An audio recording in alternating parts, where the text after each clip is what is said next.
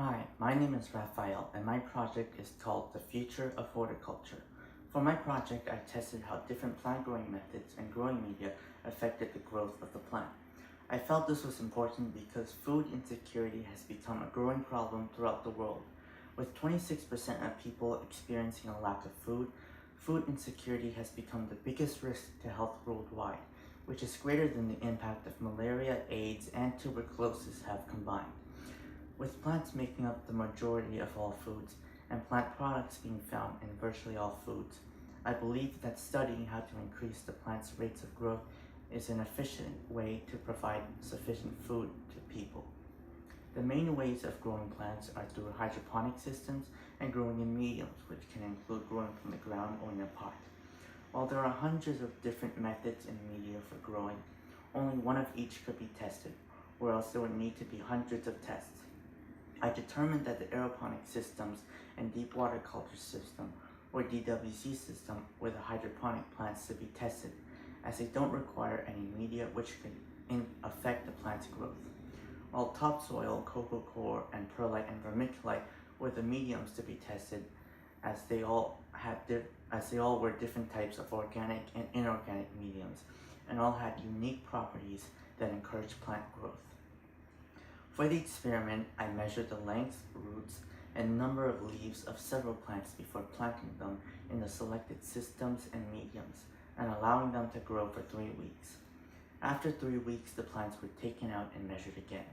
I hypothesized that the plants grown in the aeroponic system would grow the most, as it would provide the most oxygen to the roots or bring nutrients to it, so the plants would not have to search for the nutrients.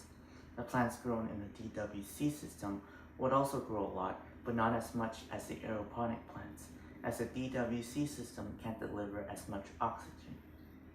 The plants grown in cocoa coir will grow less than the DWC system, as unlike the hydroponic systems, which bring nutrients to the plants grown in cocoa coir will need to search for their nutrients.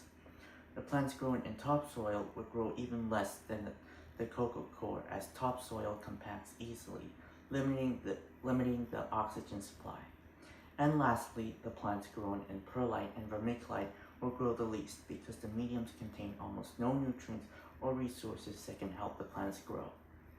After growing for 30 weeks, the aeroponic plants had increased by 17% in their total length, from the roots to the tip of their stems, 28% in visible lengths of the exposed portion, 23% in the roots length, and 50% in their number of leaves.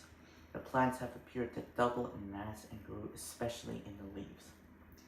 The DWC plants had increased 6% in total length, 23% in visible length, and 12% in root length, and 21% in leaves. The plants grew a lot less than most other plants, and most of their roots have turned brown and died. The topsoil plants increased 26% in total length, 37% in visible length, 23% in root length, and 47% in leaves. The plants had increased in all areas and especially in the roots.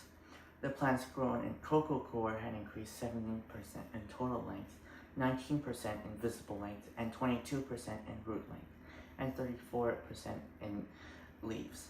Like the topsoil, the cocoa coir had increased a lot in many of its areas, especially in its roots, which almost doubled in mass.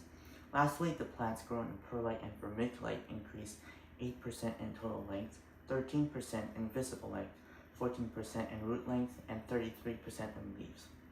The plants have few noticeable changes, with its most notable growth being its increase in leaves.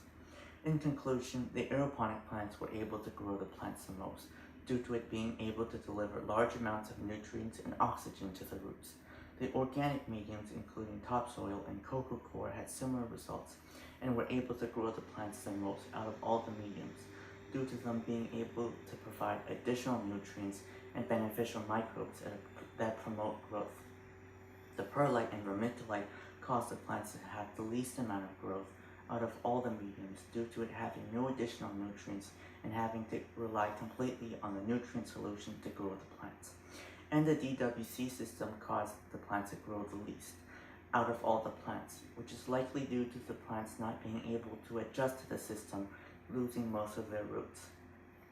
The results did not support my hypothesis, as I hypothesized that the aeroponic system would cause the plants to grow the fastest, followed by the DWC system, then the cocoa coir, which causes less growth than the DWC, and the topsoil with perlite and vermiculite causing the plants to grow the least amount, when in reality the results show that the topsoil was able to grow the plants the second fastest, followed by the cocoa coir and the perlite and vermiculite in DWC having the least amount of growth. The results of the experiment has great value when it comes to horticulture. By studying how different growing mediums and methods affecting the plants can be sorted into specific growing methods and media to fit their specific needs and growing tendencies, drastically increasing the yield of each plant. One way we could apply this is in indoor agriculture, which involves growing plants in a controlled environment, allowing them to be grown in optimal conditions all year long. But because it's relatively new, it's difficult to grow enough plants to keep up with the cost of maintaining them.